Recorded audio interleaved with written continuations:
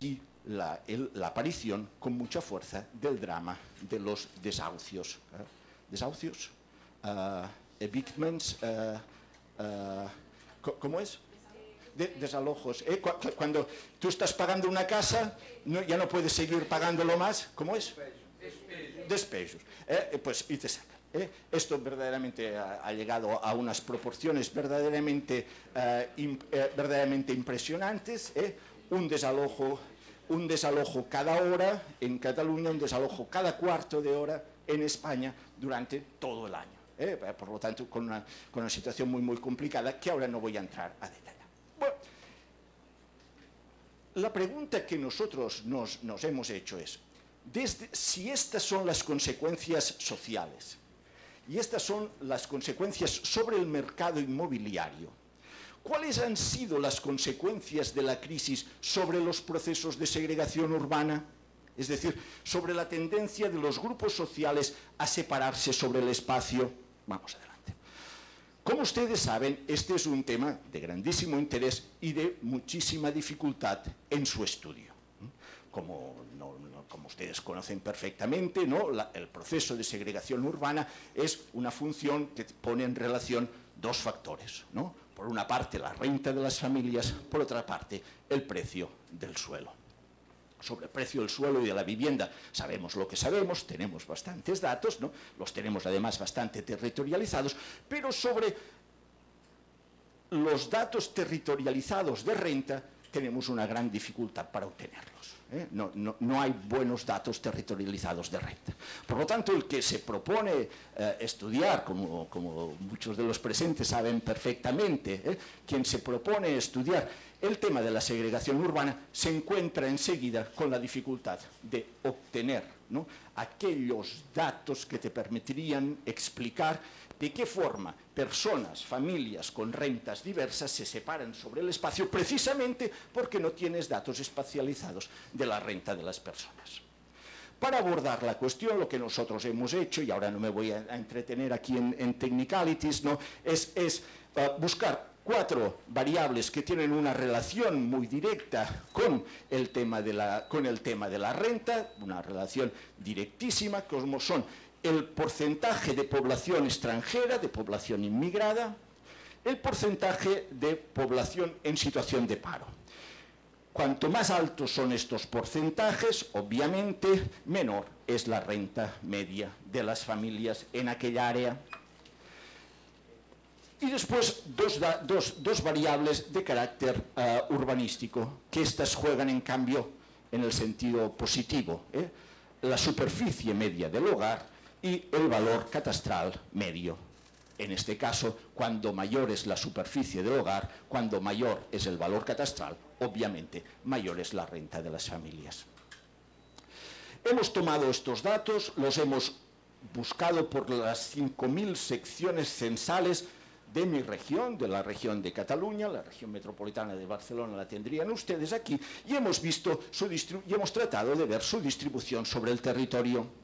Aquí hay una cuestión que me gustaría mencionar, aunque solo sea de pasada, que es que los índices de segregación que hemos venido a utilizar no son los clásicos, los Duncan and Duncan, ¿no?, los índices que van a buscar una medida de centralidad, ¿no? Pongamos que si el porcentaje medio de población inmigrada por todas las secciones censales es del 17%, pues nosotros buscáramos cuál es la distancia de cada una de estas secciones censales respecto a esta media. La idea de que todas las secciones censales deberían tener exactamente la misma proporción de población extranjera o de población en situación de paro, obviamente no se compadece con la realidad. Por lo tanto, utilizando un método de un sociólogo francés que hemos seguido con mucha atención, Éric Morin, que publicó hace unos años este interesantísimo libro Le Ghetto Français, lo que nosotros hemos tratado de hacer es establecer cuál sería una distribución normal de estas variables y después buscar las diferencias entre la distribución observada y la distribución normal. ¿Qué es lo que buscamos nosotros? Sobre todo, aquellas diferencias que se encuentran en las puntas, es decir, el porcentaje de secciones censales que se encuentran en los valores extremos. Para seguir con el ejemplo de la población extranjera, aquellas que tienen mucha población extranjera, aquellas que tienen muy poca población extranjera. Es esto lo que nos interesa en particular medir. Si estuviéramos en una distribución normal perfecta, es decir, en que encajara perfectamente la observada con la distribución que nosotros esperaríamos, tendríamos un valor de 1. Si tuviéramos una mayor equidistribución, tendríamos un valor entre 0 y 1. Si tuviéramos una distribución peor, tendríamos valores superiores a 1. ¿Se entiende? Por lo tanto, fíjense ustedes que es una media que busca más bien la dispersión más que la centralidad, y es un índice que nos parece, digamos, más adecuado en nuestro caso que los clásicos índices de segregación de Duncan and Duncan. A partir de aquí sacamos una serie de conclusiones. La primera, adelante por favor. La primera es que es la noción de que la segregación, vaya novedad, es un fenómeno estructural. Es decir, que ciertamente, como enseguida veremos, la crisis tiene incidencia en ella, pero que nuestras secciones censales se encuentran ya con una distribución, digamos, más desigual que la prevista en la distribución normal, ya con anterioridad a la crisis, el año 2001. Verán ustedes también, pero que desde el 2001 al 2012 las diferencias han tendido a acrecentarse. Ahora, cuando nosotros comparamos nuestra situación con la de territorios vecinos, por ejemplo, en particular, con la situación francesa que conocemos por el estudio de Morin, nos damos cuenta enseguida que nuestra distribución es afortunadamente más igualitaria que la que encuentra Morin para las grandes metrópolis francesas. Si de nuevo queremos seguir con el comentario de una de las variables más expresivas, que como les decía es el porcentaje de población extranjera, Morin encuentra que le daría un índice de segregación espacial de 3,3, mientras en Cataluña estaríamos, año 2012, a 2,6. Por lo tanto, algo mejor distribuido, si lo queremos decir así. No hay que regocijarse, pero porque enseguida, vamos adelante, enseguida cuando miramos con alguna mayor atención aquello que encontramos, vemos como la tendencia es la agrupación de las secciones censales en los valores extremos, es decir, en los más altos o los más bajos. Con para decirlo de una manera llana, allí donde hay extranjeros hay muchos más de los que esperaríamos en la distribución normal. Allí donde no hay ni uno por un mal de morir. ¿De acuerdo? Así vemos como el año 2012, el porcentaje de secciones censales que se encuentran o sin extranjeros o con muchos extranjeros, es decir, que se encuentran el 10% más alto o el 10% más bajo de la distribución, agrupa el 60% de las secciones censales. ¿Ven ustedes? Se tienden a polarizar. Fíjense, y después volveremos sobre ello, que esto ocurre tanto por lo que son las secciones censales de renta media más alta, como las secciones censales de renta media más baja. Es decir, que la segregación afecta tanto a los grupos con mayor nivel de renta como con menor nivel de renta. Si territorializamos, ¿me explico bien? ¿Me siguen ustedes bien? ¿Sí? Si hay alguna cuestión, me interrumpen. Bien. Cuando territorializamos la información, nos damos cuenta, además, enseguida, de otra cuestión, que es que esta segregación, también vaya otra novedad, ¿no?, tiene hoy unas características eminentemente metropolitanas. Es decir, no se produce entre los barrios de un mismo municipio, ni tan siquiera entre las grandes áreas de un mismo municipio, sino entre municipios enteros de la región metropolitana. Esta región metropolitana que, como veíamos ayer, ¿no?, tiende a fungir, a actuar siempre de una forma más integrada, ¿no?, canaliza a través del precio del suelo, que actúa como un filtro gigante, determinados grupos sociales en una dirección y lleva a otros hacia otra. Esta sería la situación para lo que se refiere a las secciones censales donde encontramos la mayor segregación por abajo. Verán ustedes que lo que hemos hecho es poner las 4 variables y cuando más coinciden las 4 variables, más oscuro se va haciendo. En blanco sería cuando no tenemos ningún valor extremo por abajo en esta sección censal. En esto sería cuando tenemos una variable, esta cuando tenemos 2 variables, 3 variables, 4 variables. Bueno, esta es la situación año 2001. Fíjense qué es lo que ocurre si miramos año 2012, 2001, 2012, 2001, 2012. Se fijan ustedes que lo que ocurre es que, por una parte, allí donde había segregación, tiende a hacerse más oscuro. Segundo, que tiende a ampliarse, es decir, tiende a hacerse manchas más amplias. Y después, que toman claramente las características, digamos, de grandes espacios de segregación metropolitana. Aquí tendré, si ustedes conocen Barcelona, esto es el municipio de Barcelona, esto sería la parte del levante de la ciudad, del noreste de la ciudad. Ven ustedes como estas secciones censales de aquí, la parte de Santa Coloma, de Sant Adrià del Besòs, etcétera, etcétera, se consolidan como un área particularmente de concentración de problemática y de baja renta, y fíjense ustedes cómo esto sube Río Besòs para arriba, hacia Sabadell, como sigue para Granollers, como en el poniente de la ciudad, es decir, en el Hospitalet encontramos fenómenos similares, etcétera.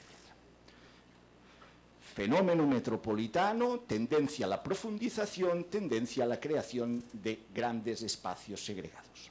La cuestión, como se nos decía, como se nos ha explicado ya anteriormente en este simposio, es que la segregación por abajo, es decir, la de aquellos que en principio no tienen más opción que ir allí. ¿Por qué? Porque su renta no les permite otra cosa que buscar al ojo allí donde los precios son más bajos, se acompaña de una fuertísima segregación por arriba.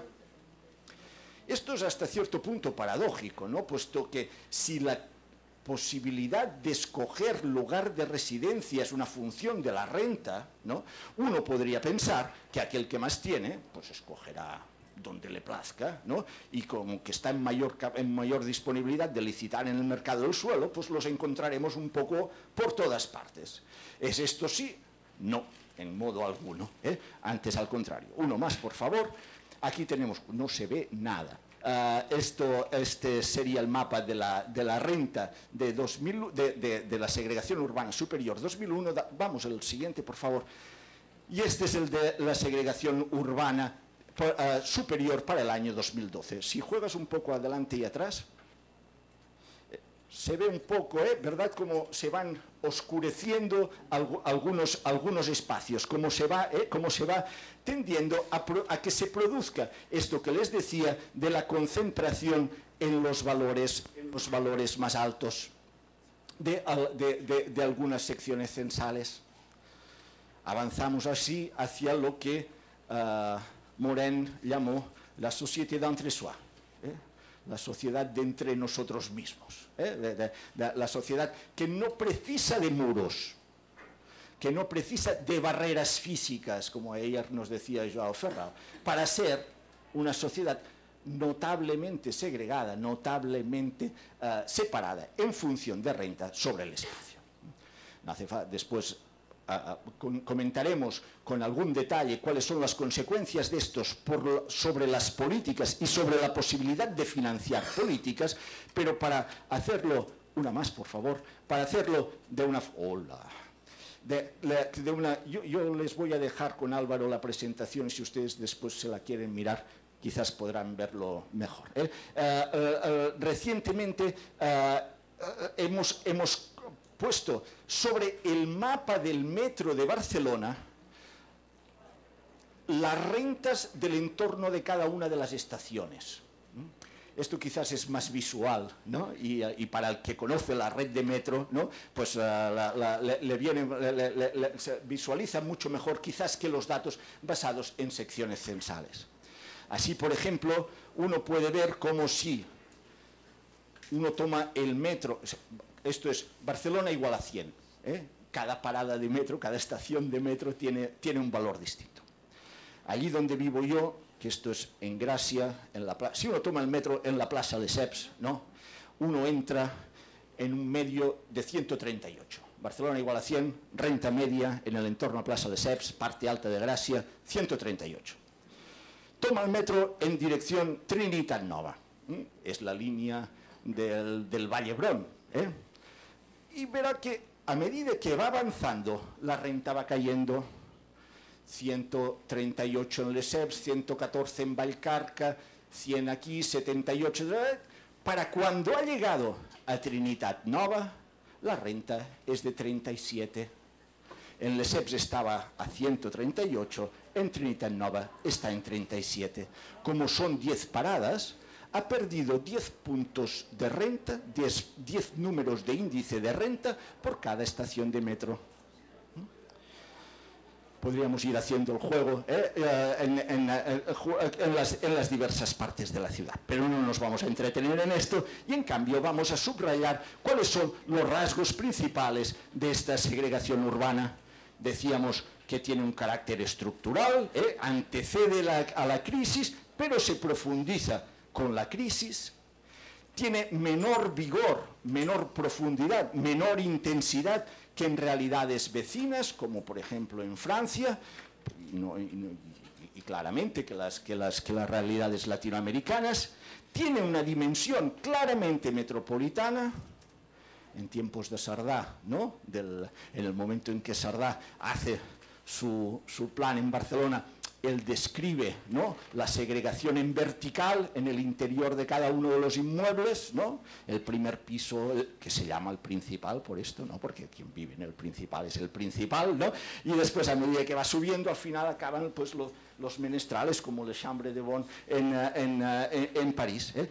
Esto ya no es más así, como sabemos perfectamente, pero no es tampoco la segregación entre los barrios del mismo municipio, sino que es entre los municipios de la región metropolitana, toda entera. La tendencia, como les decía, con crisis y sin crisis, es a la profundización y a la polarización, que presenta la existencia de manchas cada vez de continuidades territoriales cada vez más fuertes y afecta a los grupos sociales, tanto los de más alto nivel de renta como los de bajo nivel de renta. ¿Cuál es la respuesta que esta situación ha encontrado desde el punto de vista de las políticas institucionales?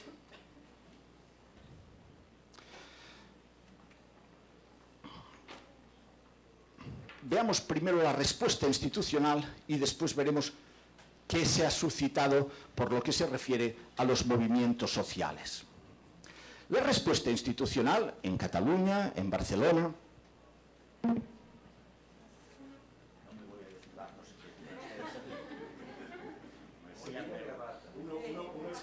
es capaz de mucho para atraer la atención, pero no esto, ¿eh? Digo que las políticas no solo urbanas, sino las políticas económicas que hemos explicado en el conjunto de Europa, en particular en los países del sur de Europa, en Cataluña, en región metropolitana de Barcelona, han tendido, sobre todo, en primer lugar, a tratar de aumentar aquello que se denomina la competitividad de nuestra economía. Nos va mal, tendemos a perder inversión, tenemos un problema muy grave de endeudamiento privado, de endeudamiento público, hemos dejado de crecer, al revés, hemos entrado en recesión, necesitamos desesperadamente atraer inversión, crear confianza para renovar el virtuoso del crecimiento económico. Para ello, la retórica es la de la productividad, es decir, hay que conseguir que nuestra fuerza de trabajo sea más productiva. En realidad, esencialmente, lo que se ha hecho es tratar de reducir los costes laborales. Aquí tienen ustedes una imagen de expansión, el periódico económico. Somos más competitivos frente a Europa, es decir, desde el año 2010, fíjense cómo habíamos llegado a tener costes laborales muy superiores a los de la zona euro y a los del conjunto de la Unión Europea. Pues fíjense cómo, aplicando unas medidas durísimas de reducción de los salarios en un contexto, además, caracterizado por la presencia de unas tasas altísimas de paro, se ha producido una devaluación de los costes laborales enormes. Se estima que es alrededor de un 30%, tanto en el sector privado como en el sector público. Y ven ustedes cómo vamos bajando. Esto sería el principal recurso, es este. Como los costes laborales incluyen también las cotizaciones a efectos sociales, la reducción de los costes laborales implica también una reducción de la capacidad de sostentar los sistemas públicos de salud, de enseñanza, etcétera, etcétera. Puestos también en grave crisis por la cuestión de la deuda pública. Por lo tanto, tenemos, por una parte, reducción de masa salarial, de ingresos de las familias, precarización del mercado de trabajo, y por otro, reducción de aquello que habían sido, ¿no?, las estructuras de nuestro estado del bienestar. Estado del bienestar que, como ustedes saben, en el caso español es tardío, puesto que se empieza a organizar en los años 70, pero que había llegado a unos niveles de excelencia verdaderamente muy, muy notables. Esto se ha conjugado, y ahora no les voy a gastar tiempo en esto, con las clásicas políticas de atracción, de oferta urbana y turismo, vinculada a la imagen urbana, de infraestructuras de accesibilidad exterior, de grandes eventos, que les voy a contar yo a ustedes que no sepan sobre esta cuestión. Estas respuestas institucionales ante la crisis, las de la competitividad, es decir, aquellas que tratarían de hacer que la región metropolitana de Barcelona se inseriera de una manera presuntamente más competitiva en el sistema mundial de ciudades y en la economía globalizada, es decir, las de adaptación a las dinámicas de la globalización y aquello que llaman las demandas del mercado, se han visto acompañadas, en el caso barcelonés, en el caso catalán, sin embargo, con mucha fuerza, de otra pulsión que encontramos también en toda Europa. En toda Europa, en este momento, en las políticas institucionales, encontramos dos pulsiones coexistentes y contradictorias.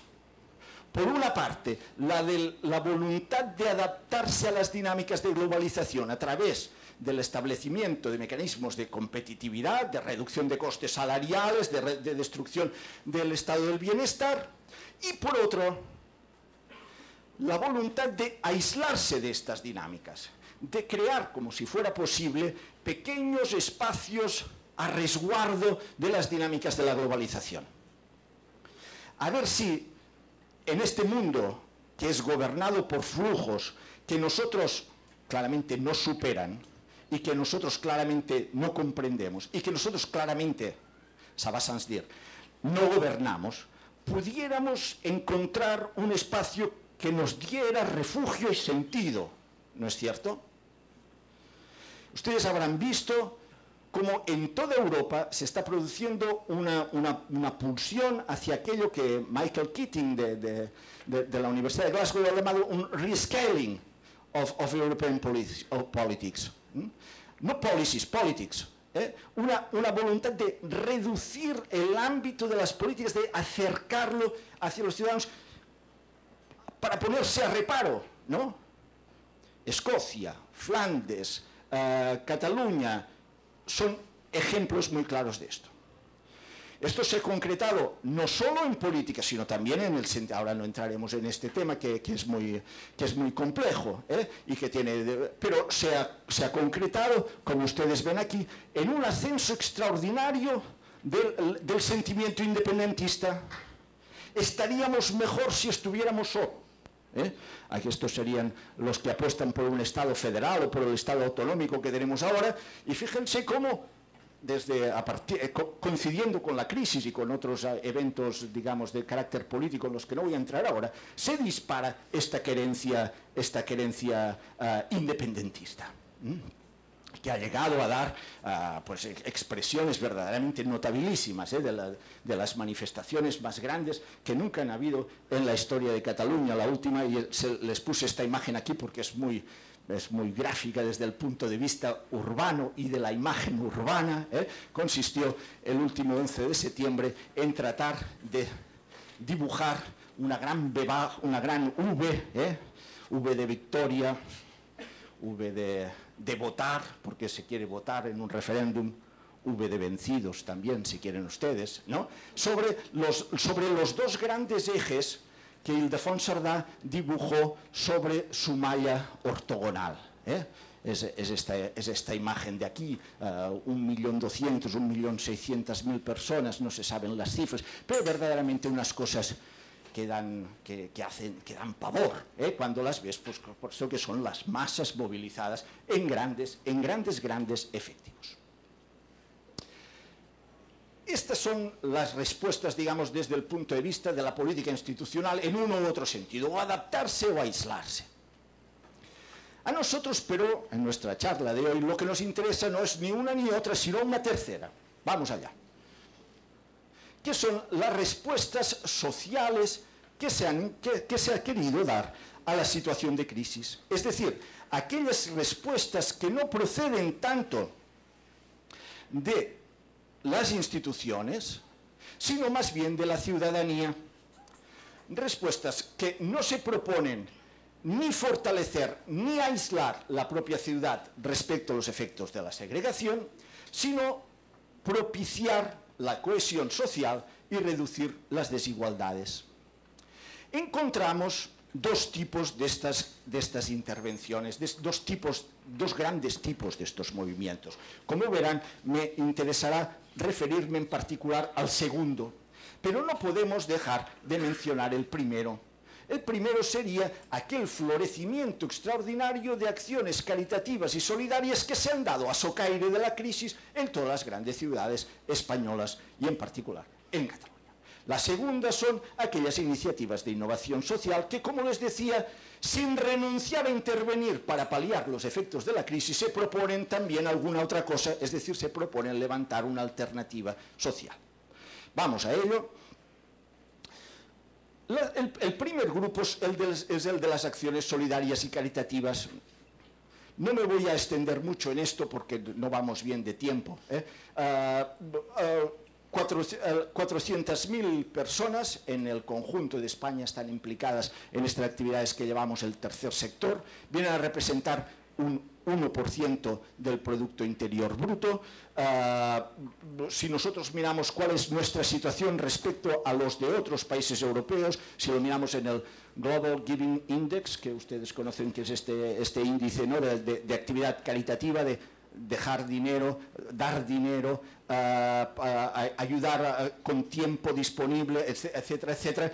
Vemos que hay unas grandes diferencias entre los países del norte de Europa, que se encuentran en los puntos más altos del ranking mundial, y los países del sur de Europa, que se encuentran ciertamente en posiciones inferiores en el ranking mundial. En el Reino Unido, el 72% de las personas aporta dinero a alguna charity, o el 26% aporta tiempo. En el caso español, solo una cuarta parte de la población aporta dinero, un 13% aporta tiempo. Se ha hablado mucho de esto, ustedes lo conocen, la fuerza de las estructuras de solidaridad familiares que hacen innecesaria, por así decirlo, la presencia de las instituciones caritativas, etcétera, etcétera, etcétera.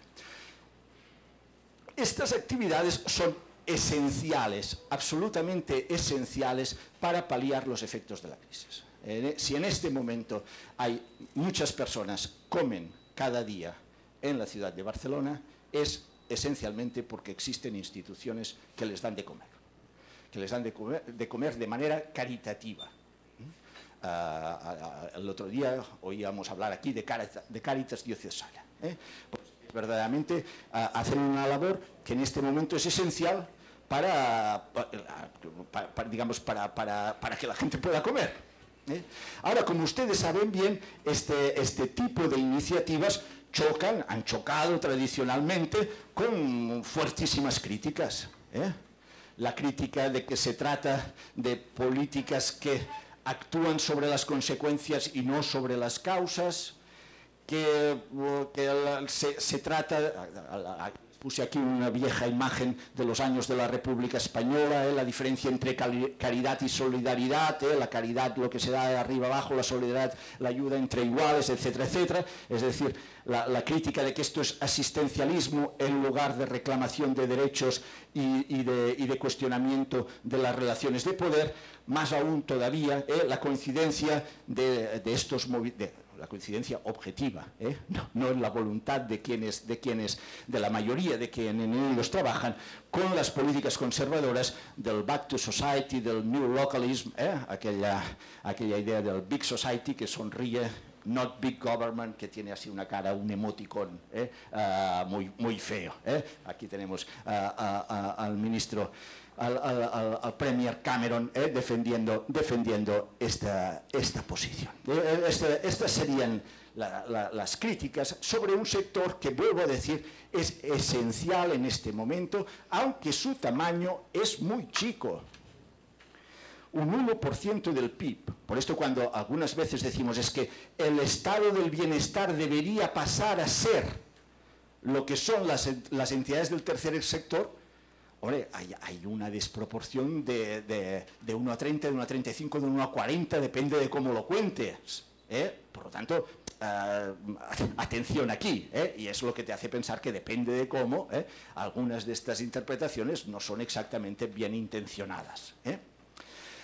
Frente a este tipo de movimientos, a nosotros nos ha interesado en particular estudiar otros, aquellos que se han venido a llamar iniciativas de innovación social. Ustedes conocen la literatura, Frank Mullard, Eric Svinjedou, etcétera, etcétera. Se ha escrito mucho sobre esto en los últimos años, 4 o 5 años. ¿Cómo los definiríamos? Serían aquellos movimientos que, sin renunciar a la voluntad de proveer bienes y servicios básicos, se proponen al mismo tiempo otras dos cosas, otros dos objetivos. En primer lugar, apoderar las comunidades locales para obtenerlos, es decir, para plantar cara, si queremos decir, a las circunstancias que les llevan a la deprivación. Y dos, promover formas alternativas de producción, circulación y distribución de la riqueza, es decir, el cuestionamiento de las relaciones de poder. Vamos adelante. ¿En qué campos actúan? Otro más, por favor. ¿En qué campos actúan? Esencialmente, nosotros hemos definido 5 campos. Los de solidaridad ciudadana. Estos son bancos de tiempo, el intercambio de yo trabajo para ti, tú trabajas para mí, etcétera, etcétera, sin intercambio monetario. Uno que en España ha tenido una fuerza enorme, que es el movimiento antidesahucios, el movimiento que trata de evitar que la gente le echen de casa por el impago de la hipoteca. Y otros que podríamos mencionar. Temas de territorio, medio ambiente y energía. Los huertos urbanos, pero no los huertos urbanos entendidos desde el punto de vista tanto de como hablábamos antes, de la introducción de productos en el mercado, sino más bien de la autosustentación de comunidades. La producción de energías alternativas, Soma Energia.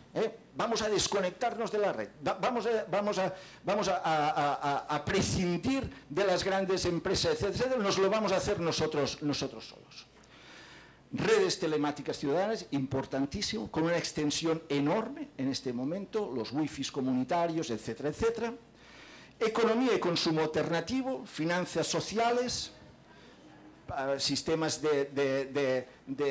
incluso de emisión de moneda que solo es intercambiable en determinados mercados y bajo determinadas condiciones. Tú puedes pagar hasta la mitad de tu compra en euros y has de pagar la otra mitad en bonos que solo se pueden, etcétera, etcétera, etcétera. Y finalmente, los espacios autogestionados.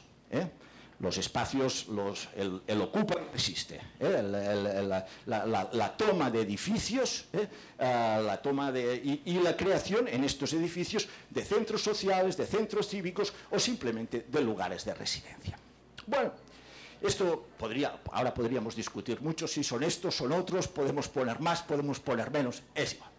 Lo que a nosotros nos interesa en particular es ver cómo estos movimientos se relacionan con un tema que también se mencionó en particular ayer tarde, que es el tema de los bienes comunes, de la reivindicación de una gestión alternativa de los bienes comunes.